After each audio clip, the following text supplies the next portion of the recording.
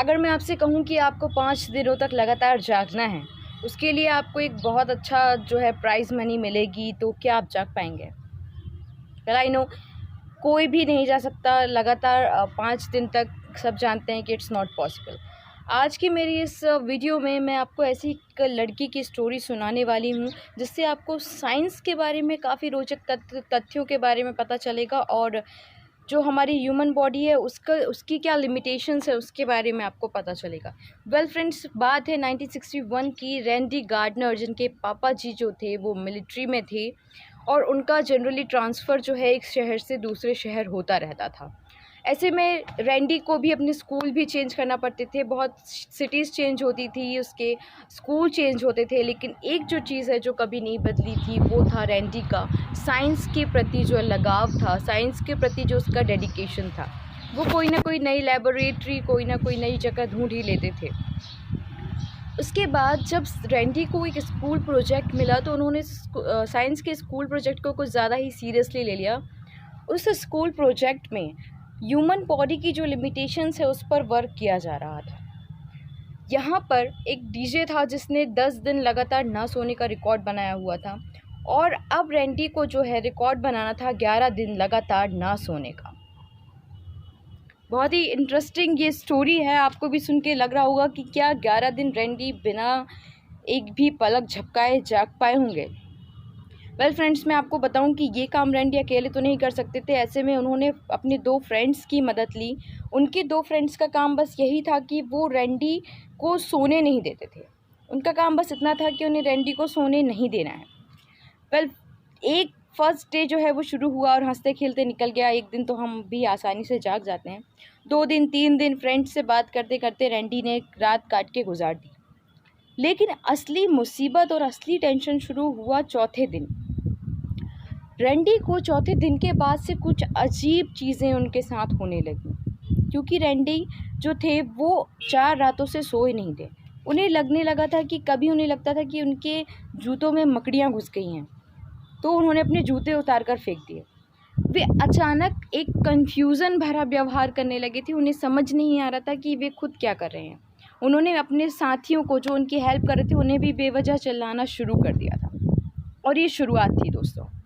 धीरे धीरे शहर में खबर फैल गई कि एक लड़का 5 दिनों से सोया नहीं है। ना ही उन्होंने किसी टी, कॉफ़ी, माउथ फ्रेशनर, किसी भी चीज़ की हेल्प नहीं ली इन 5 दिनों में जागने के लिए।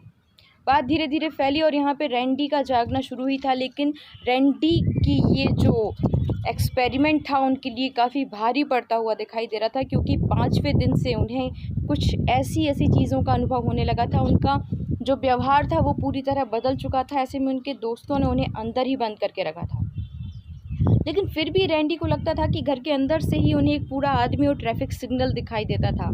अचानक वो फील करने लगे थे कि वो अपने आप को भूल चुके थे पूरी तरह कि वो कौन है, लेकिन उन्हें लगने लगा था कि वो दुनिया के सर्वश्रेष्ठ फुटबॉलर हैं।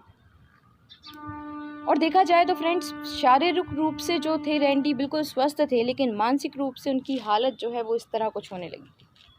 धीरे धीरे 6 दिन बीते, 7 दिन बीते और उन्हें अब कुछ इस तरह की चीज़ें दिखाई सुनाई पड़ने लगी थी। उन्हें लगता था कि उनके जो कमरे के बाहर का जो दरवाज़ा है, कमरे के अंदर जो दरवाज़ा है वो सीधा एक सुनसान घने जंगल में खुलता है।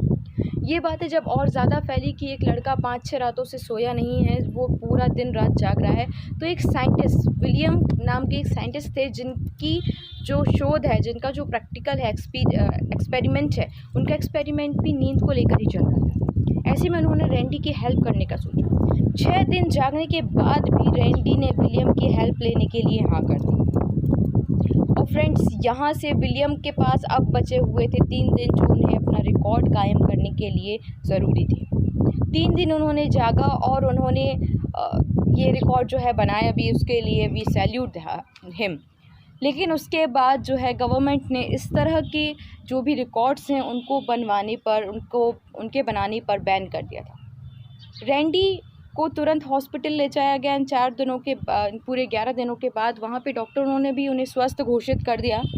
लेकिन प्रॉब्लम है फ्रेंड्स, वो शुरू हुई 10 साल बाद। रैंडी ने अपने जो शरीर है उसके साथ इतना खिलवाड़ कर लिया था, अपनी मानसिक स्थिति के साथ इतना खिलवाड़ कर लिया था कि वो आज भी उस कन्फ्यूज़न की स्थिति से नहीं निकल पा रहे थे।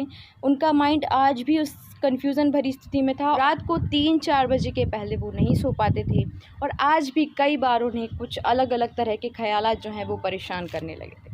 ये कहानी आपको सुनाने का मेरा उद्देश्य बस यही था कि किसी भी तरह के वर्ल्ड रिकॉर्ड के लिए हमें अपनी बॉडी के साथ छेड़खानी नहीं करना चाहिए। और रात की नींद इतनी ज़रूरी है क्योंकि नींद जो हमारा माइंड की जो क्लीनिंग है वो उस टाइम पर ही होती है। हमारा माइंड जो है सारे डिटॉक्सिफिकेशन नाइट में ही करता है। तो पर्याप्त नींद लें, अपनी बॉडी को रिलैक्स दें और किसी भी चीज़ को पाने के लिए अपने शरीर से खिलवाड़ ना करें। हो सकता है उसका नुकसान आपको आज नहीं लेकिन कुछ दिन बाद भुगतना पड़े। थैंक यू सो मच और ऐसी इंटरेस्टिंग खबरों के लिए बने रहिए हमारे चैनल सारे इन्फो मोटिवेटर कासल पर। थैंक यू सो मच और सब्सक्राइब और लाइक का बटन दबाना मत भूलिएगा। Thank you.